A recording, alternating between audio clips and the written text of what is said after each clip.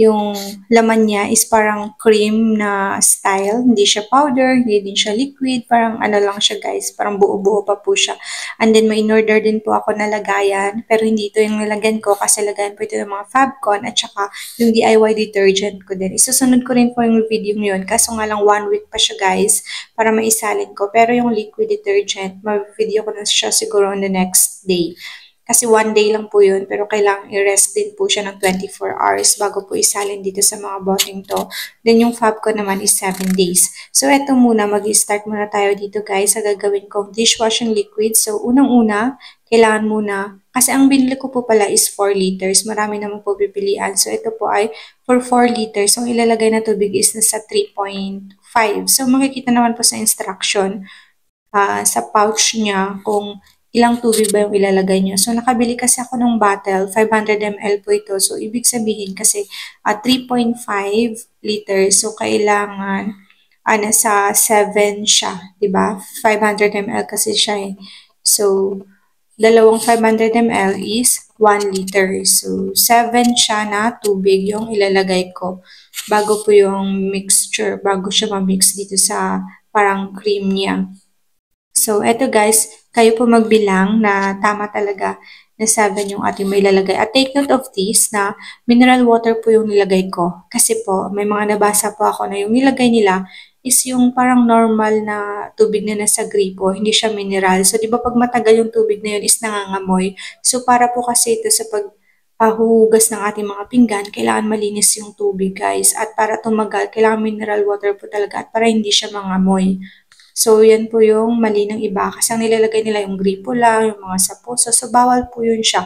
Kailangan mineral water. So, malasosyal tong ating dishwashing liquid. Pero ganun po talaga yung katotohanan.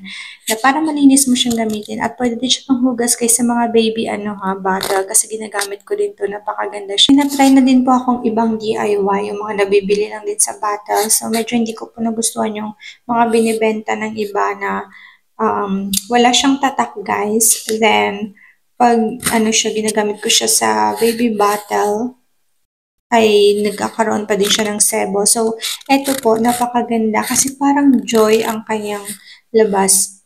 So, wala lang siyang tatak talaga.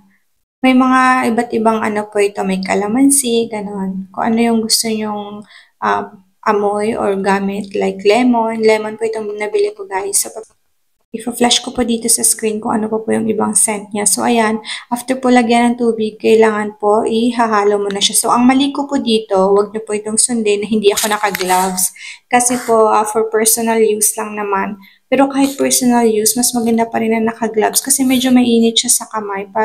Kasi ang dami niya, di ba? May chemicals na talaga yan. Ang dami niya sa kamay ko. So, nakadikit siya. Mas maganda pag naka-gloves. Sayang din kasi yung mga nadikit sa kamay ko. So, yun po ang wag niyong sundin dito sa ginawa ko. At itong stick naman ay nalinis ko na po ito. Ito yung ginawa kong pang mix. And then, papalitan ko rin yan siya after kasi na-realize ko na since panghugas naman pala to sa pinggan, pwede po yung ginagamit ng mga sandok natin. Hindi naman siya masama kasi po panghugas naman ito sa pinggan. Ang masama is gamitin siya dun sa mga detergent, ganun. So, eto.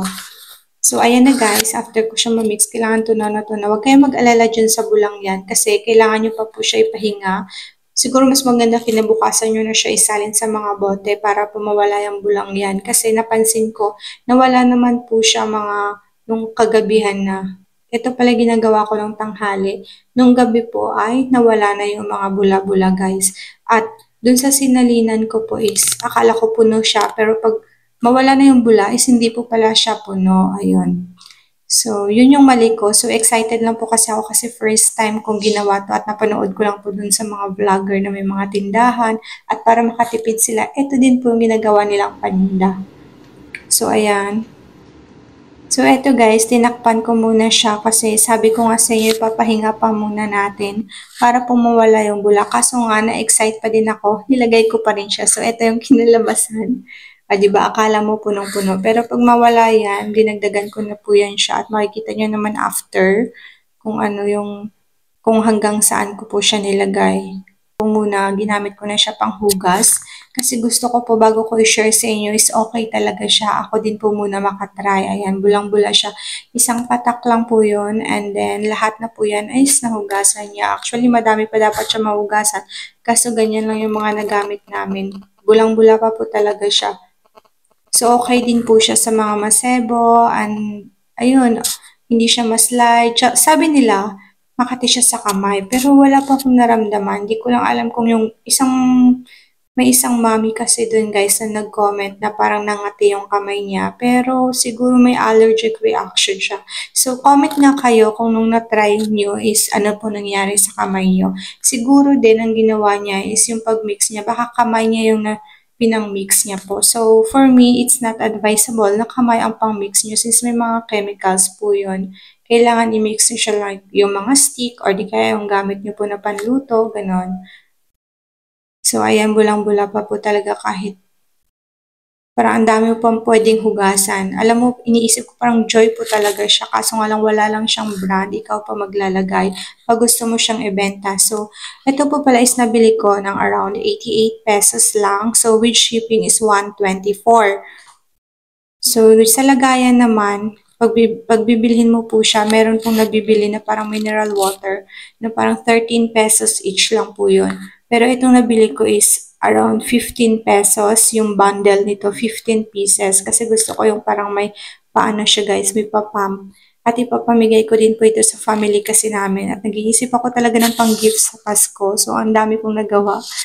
Pwede na ito. Actually, parang kulang pa nga ito sa gagamitin namin. Siguro bibili pa ako ng isa pa para naman sa pang-gift sa Pasko. Excited, Pasko agad. Ayan, yun lang naman kung paano siya gawin. Nilagay ko lang siya sa bote kasi hindi ko na naipakita sa inyo dahil napakasimple lang naman maglagay guys sa bote. So, mas okay din na gamitan nyo siya yung parang may maliit sa dulo. Alam nyo, parang sa mga mantika. Ewan ko kung anong tawag sa inyo nun. Yun po yung gagamitin nyo. Panglagay po dyan sa mga lagayan nyo. At pa-print na lang kayo kung gusto nyo ibenta ng kung ano yung brand or name na gusto nyo. So, di ba? Swak na swak pang negosyo. So, yung iba guys, binibenta to ng 50 pesos. At saka kung, depende din po kasi sa laki. So, i-divide nyo na lang po kung magkano gusto nyo kitain. Mag-costing po kayo. Basta guys, walang 300 to pag kayo ay gagawa nitong dishwashing na sa 100 to 200 lang po yung magagastos nyo kasali na po yung mga lagayan nyo. So, tapos ko na siyang hugasan. Wala akong naamoy after ko mahugasan. Kahit lemon po yung amoy nitong ating dishwashing, pero hindi ko po siya naamoy sa mga nahugasan kong plato. So, yun ang gusto ko guys, yung hindi siya kakapit. Kasi nga, di ba, parang nakakain mo yung amoy sa ibang mga dishwashing. Pag ito, wala po. Basta hugasan lang din syempre ng maayos, di ba? Basta naman hugasan ng maayos talaga namang mawawala yun. So, yun lang po. At okay naman siya sa kamay. Napaka-smooth ng kamay ko. Hindi naman siya magaspang or may mga reaction. Wala naman po. So, makagawa kayo. Please comment down below kung nagawa nyo na po ito. At kung makabenta na rin po kayo, nakakatuwa kasi gumawa ng mga tulad nito guys na nakatulong sa inyo. At mas gusto ko pa pong gumawa ng maraming pang negosyong video para po makatulong. Abangan nyo din po yung ating Favcon at yung ating liquid detergent. So, see you on our next vlog. Thank you for watching. Goodbye everyone!